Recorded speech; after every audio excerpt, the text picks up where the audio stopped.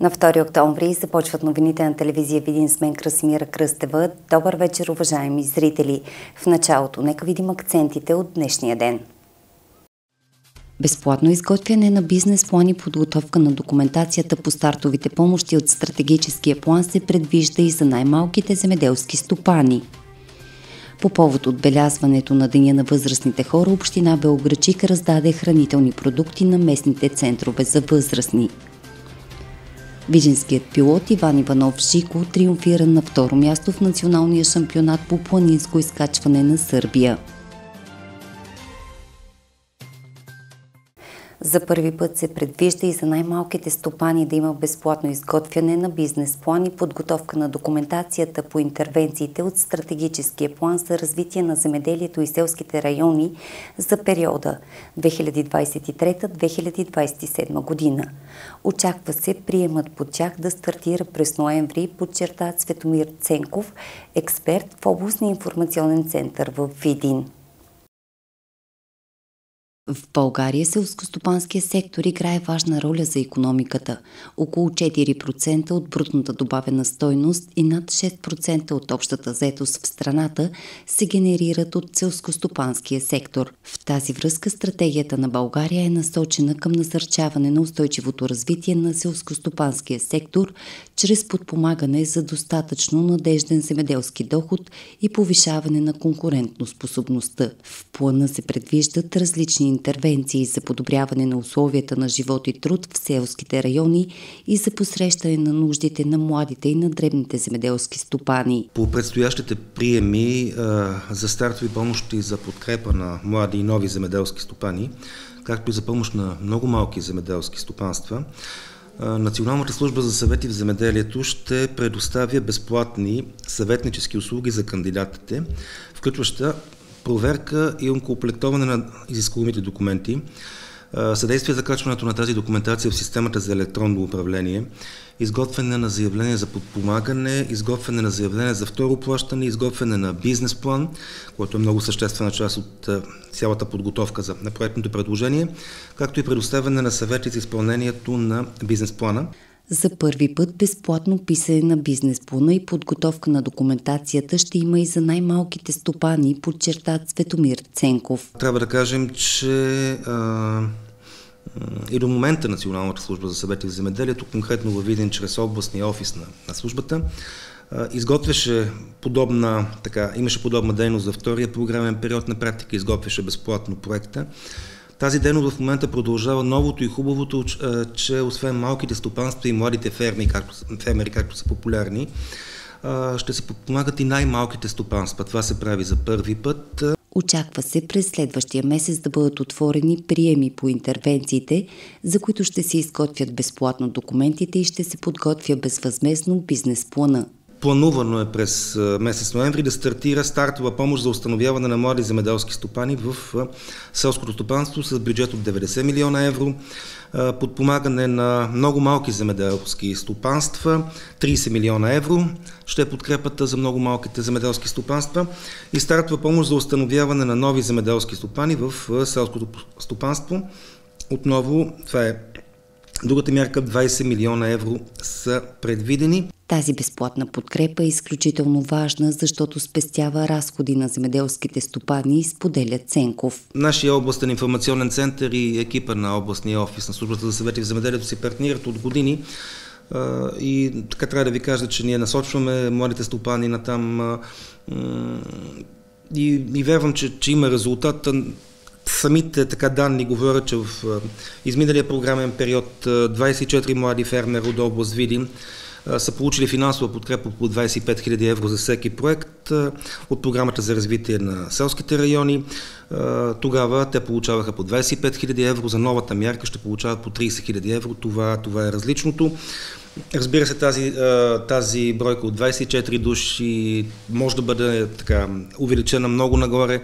Важното е да има активност, и младите хора да намерят икономическа обосновка, за да инвестират и да работят в сферата на земеделието. А данните показват, че за втория програмен период 24-те млади фермери от Видинска област са получили близо 1 милион 76 хиляди лева за развитие на стопанството. Има млади земеделски стопани, които са финансирани Брегово, Чичил, Покрайна, Кутово, Гомотарци, в село Извор, община Димово, село Каниц, община Бойница, една от най-малките села в нашата област, в Делейна, в Слана бара, в Шипот, в Салаш, община Белоградчик, в Покрайна отново, Градец, Гомотарци, село Киреев в община Макреш, в град Видин също има, и в село Майор Озуново 24 стопани. Всички те са се възползвали от тази подкрепа от 25 000 евро, закупили си техника, инвентар, разширили са своето стопанство, независимо дали то е свързано с отглеждане на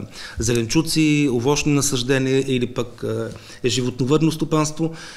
Тоест можем да кажем, че поне в някаква степен част от младите хора са започнали да практикуват една много традиционна дейност за нашия край, именно земеделието. Силно се надявам, че с тази подкрепа, която ще имат безплатно писане на бизнес плана и подготовка на документацията, повече хора ще кандидатстват и ще работят в сферата на земеделието. А това ще спомогне нашият район още по-добре да развие този сектор, който е традиционен за Видинския край, допълва Цветомир Ценков. Близо 11 милиона лева ще получат 4 общини от Видинска област, които са с одобрени проекти по процедура. Извършване на строителни дейности и доставка на оборудване и обзавеждане с оглед реформиране на съществуващите домове за стари хора. Средствата се отпускат от Националния план за възстановяване и устойчивост. Ружинци е една от 4 общини в Видинска област, чийто проект бе одобрен. Неговото наименование е реконструкция, преустройство и оборудване за асансьори за разширение на дом за стари хора в село Дреновец, община Ружинци, включително процедура за оборудване и обзавеждане, като стойността му надхвърля 2 милиона лева. До 2 седмици време, някъде около 14-16, ние ще направим първа копка на пристройката към дома за стари хора. Това е по плана за възстановяване на устойчивост. 2,5 милиона са отпуснатите средства. Дома ще бъде изцяло реновиран, така че в рамките на година и половина вече ще имаме един много съвременен дом за стари хора. Това е една дългогодишна наша борба и мечта. Радост сега ще се реализира.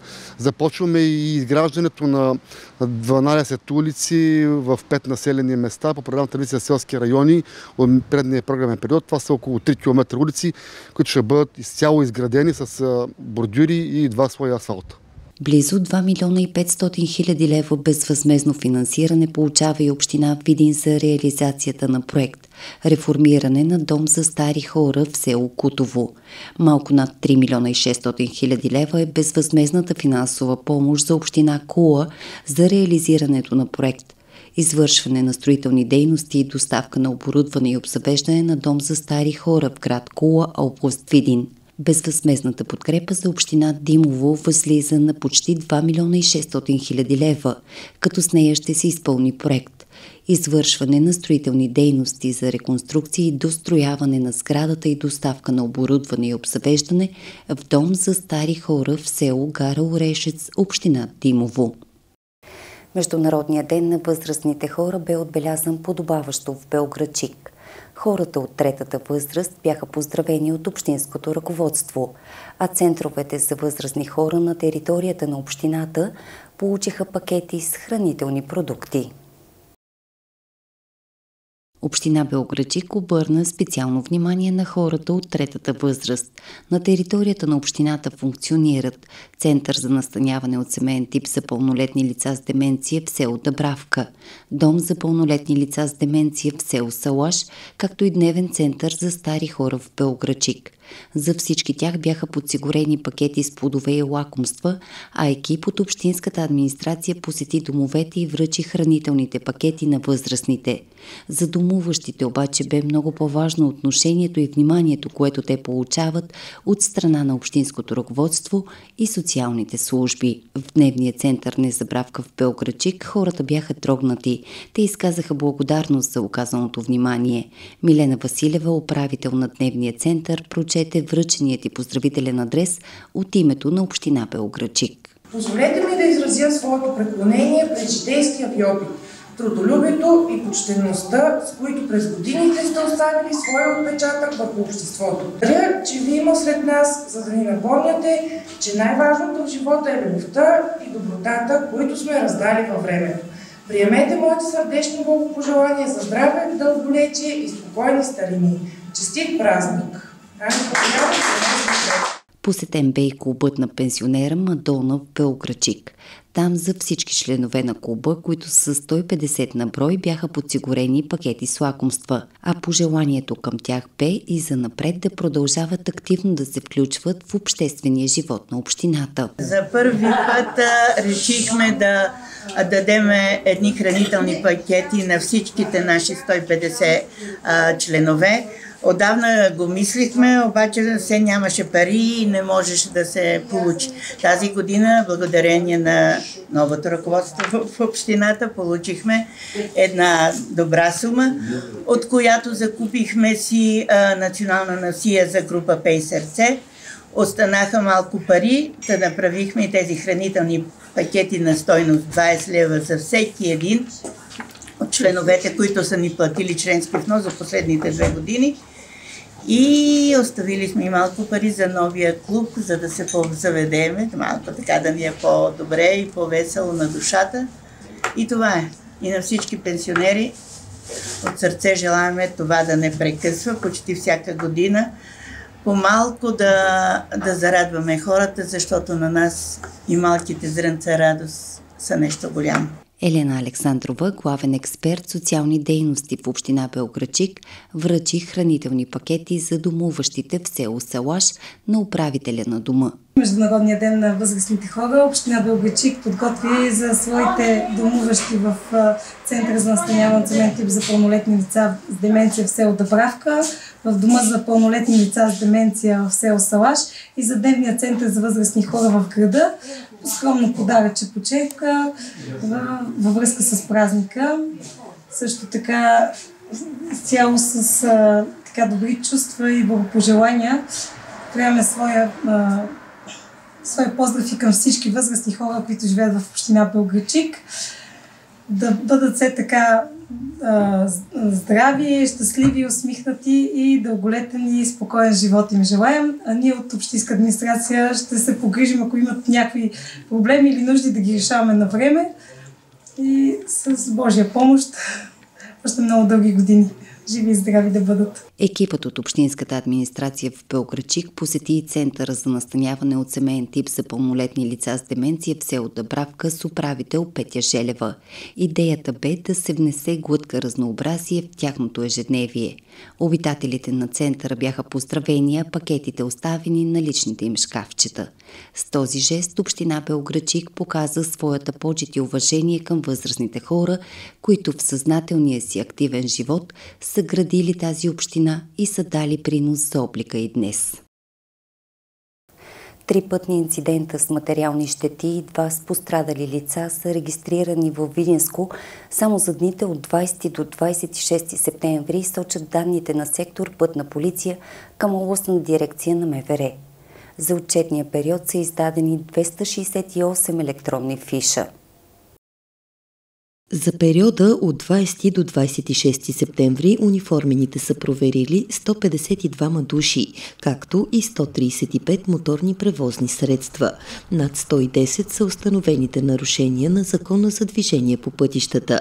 Данните бяха изнесени от главен инспектор Владимир Герасимов, началник сектор Пътна полиция. Съставени са 36 акта. 4 глоби са наложени по Закона за българските лични документи, 24 глоби са наложени с фиш за нарушение на Закона за движение по пътищата и са издадени 268 електронни фиша. Статистиката, която се води от нас и анализите, които се правят, беше проведена полицейска операция, която целеше да бъдат връчени максимален брой електронни фишове за нарушение на извършителите в случая водачи и пътници в МПС, които бяха подложени на контрол при тази полицейска операция. Статистиката сочи още, че на деня без загинали на пътя, който тази година отбелязахме на 18 септември, в страната ни не са настъпили пътно-транспортни происшествия с фатален край. Криминалисти от районното управление в Белоградчик разследват грабеж на сумата от около 500 лева, извършен в село Гара Орешец. Деянието е извършено в местната здравна служба. При инцидента е пострадал 53-годишен стоматолог от Белоградчик. Криминалисти от районното управление в Белоградчик разследват грабеж, извършен при зори на 1 октомври в село Гара Орешец, съобщават от прес-центъра на областната дирекция на МВР във Видин. Към 4:30 неизвестни лица взломили входна врата и проникнали в местната здравна служба. 53-годишен стоматолог от Белоградчик, който останал да пренощува там, бил ударен с метален предмет в областта на лицето. Нападателите отнели от чанта в помещението парична сума в размер на около 400-500 лева и избягали. Оперативна група е извършила оглед на место происшествието. В хода на предприетите незабавни действия по случая били задържани 18-годишен от село Медовница и 16-годишен от село Гара Орешец. Двамата са приведени в полицейски арест. В процес на установяване са причастността им към престъпното деяние. Работата на разследващия екип продължава под надзора на прокуратурата, съобщават още от полицията в областния град. В процес на изясняване е съпричастността на двамата задържани и към още едно посегателство, осъществено в нощта на 30 септември срещу 1 октомври. Кражба на метална каса с документи от пощенската станция в село Гара Орешец. Касата била намерена с взломена ключалка, без липси в района на железопътната гара в селото. Оперативна група е извършила оглед. Работата на разследващите по случая продължава в рамките на образувано досъдебно производство по описа на районно управление Белоградчик за престъпление от наказателния кодекс. Любен Берчински от Видин спечели златен медал на световното първенство по вдигане на тежести за ветерани, което е значимо постижение както за него, така и за българския спорт. Той триумфира в категорията над 109 кг във възрастовата група мъже над 50 години, показвайки забележителни умения и издръжливост на високо ниво. Световното първенство по вдигане на тежести за ветерани се провежда в Финландия от 5 до 14 септември.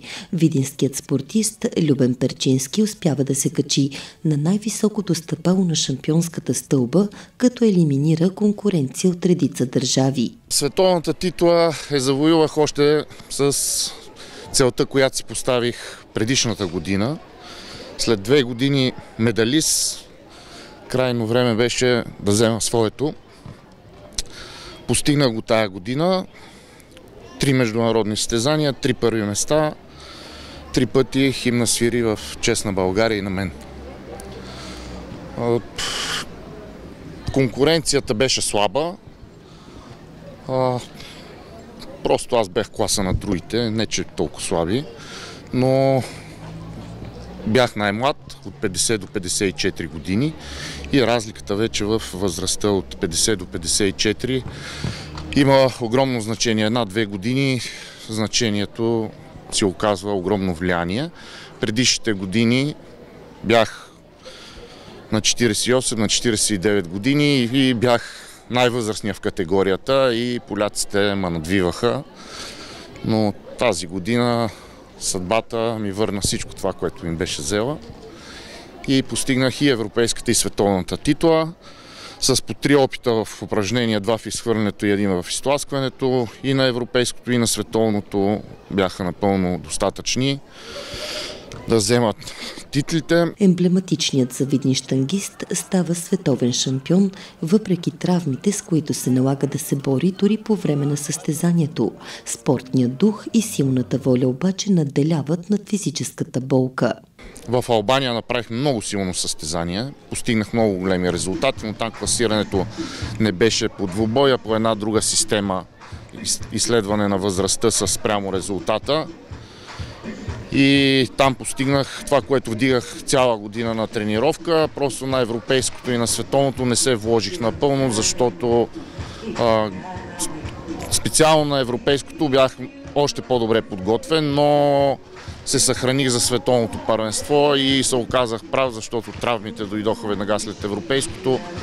Дори беше критично участието ми на световното, но преодолях болката и взех своето.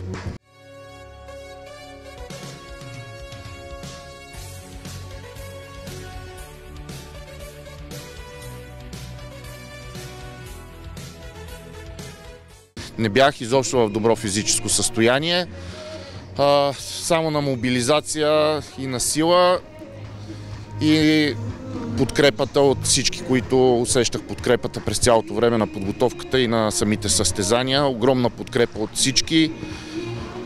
Стотици, хиляди хора, бих казал, ми пишеха, обаждаха ми се и аз бех длъжен да постигна световната титла. А историческите победи на Перчински са вследствие на упорит труд и тренировки. През 1982 година видинчанинът започва да тренира лека атлетика и вдигане на тежести, след което прекъсва за кратко, за да се отдаде на друг спорт – баскетболът.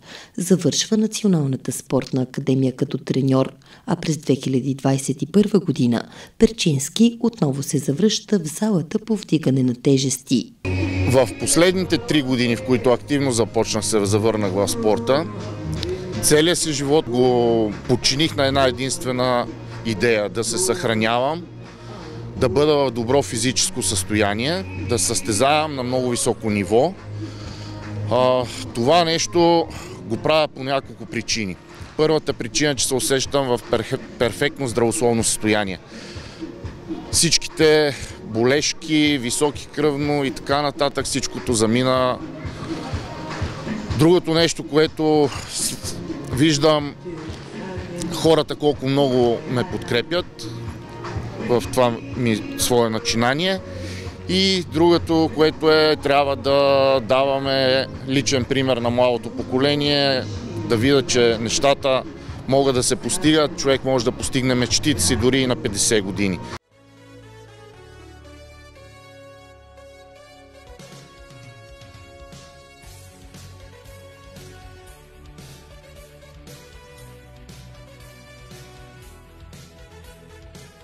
Следващата цел, която видинчанинът си поставя, е да покори световното първенство по вдигане на тежести за ветерани, което ще се проведе в Америка през следващата година.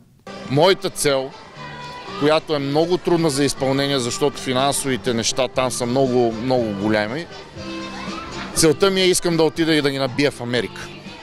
Да отида да развея българския флаг в Америка. Америка са много силни в мастер диганията, но ако стигна до Америка, със сигурност ще ги набия. Човек е толкова голям, колкото са големи мечтите му, казва още Любен Перчински. Това е неговото послание, което цели да мотивира всеки човек, решил дори за миг да се откаже от мечтите си.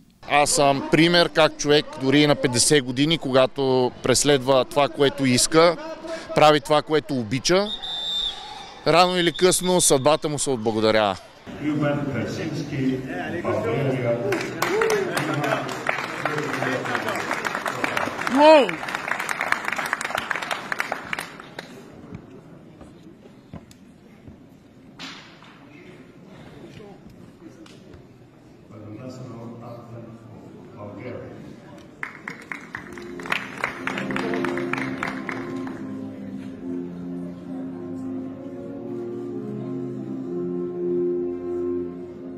Видинският автомобилен състезател Иван Иванов Жико стана втори в националния шампионат по планинско изкачване в Сърбия в клас за автомобили до 2000 кубика.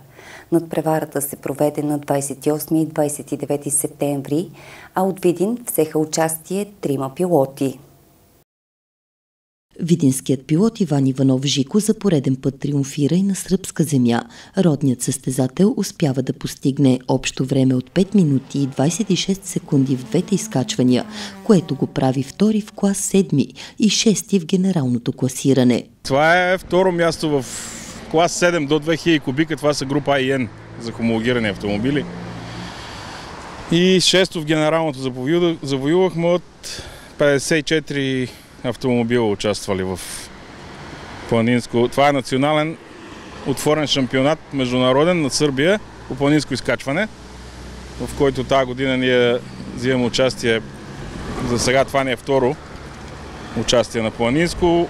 По план трябваше да караме всичките, ама поради финансови причини не успяхме. Сега последното предстои след 2 седмици на град Неготин, тук, така да кажа, за зрителите и любителите на автомобилния спорт, да заповядат на 19 и 20 след 2 седмици октомври в Неготин. Последен кръг финален, там ще се решат шампионските титли в класовете в генералното. Трасетата на планинските изкачвания в Сърбия варират в дължина и трудност.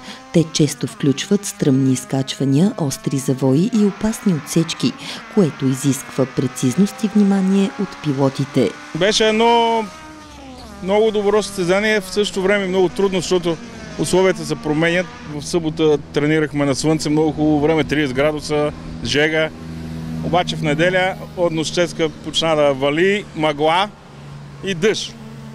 И условията станаха абсолютно различни, така че който си е направил сметки, е следил прогнозите, примерно, и е направил тренировките на сухо, като за дъжд, примерно, което е важно, е направил и резултат. Тук искам да подчертая, че имаше силно българско участие. Почти на всички класове са на призовите места и в генералното включително. И така.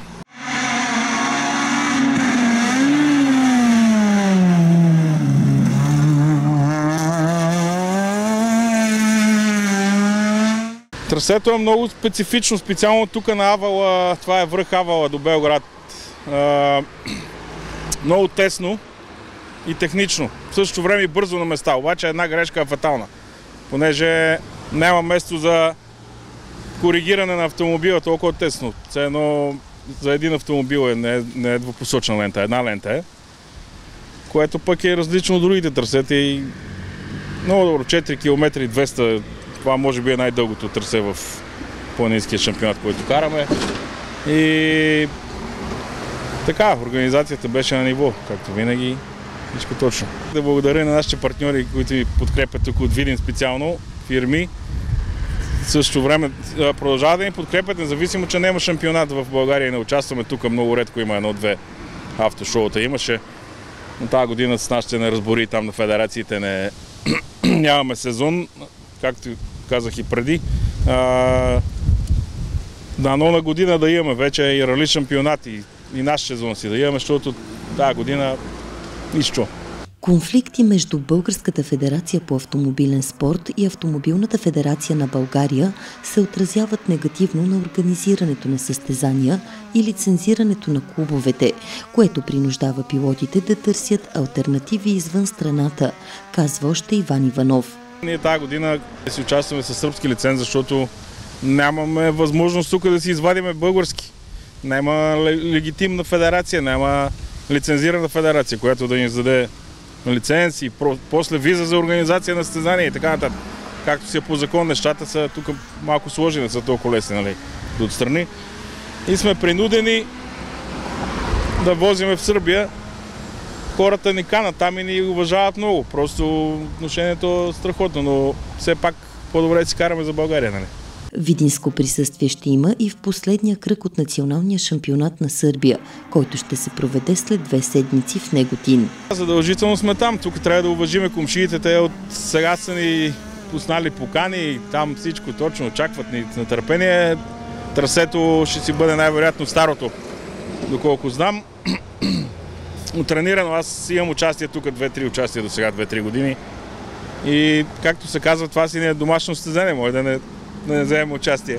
В националния шампионат по планинско изкачване в Сърбия са участвали и видинските пилоти Крум Крумов и Владимир Василев, които също са триумфирали на първите места в различните класове. А сега, уважаеми зрители, вижте още веднъж акцентите от изминалия ден.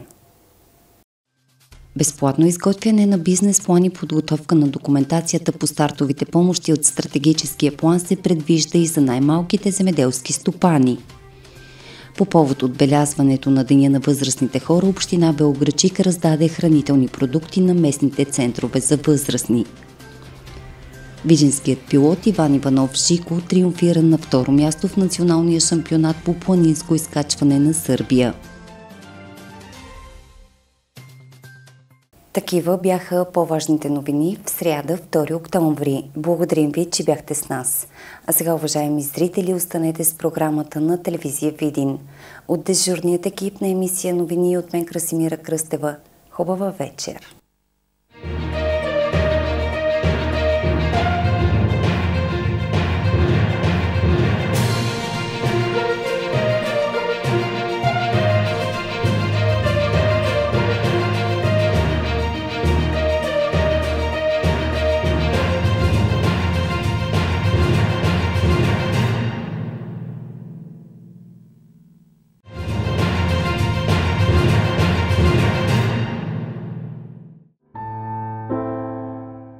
През нощта времето ще бъде предимно ясно и почти тихо. Преобладаващите минимални температури ще са между 5 и 10 градуса.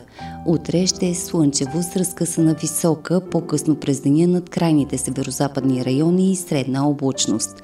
Ще духа слаб южен вятър и с него дневните температури ще се повишат, като максималните ще бъдат между 23 и 28 градуса.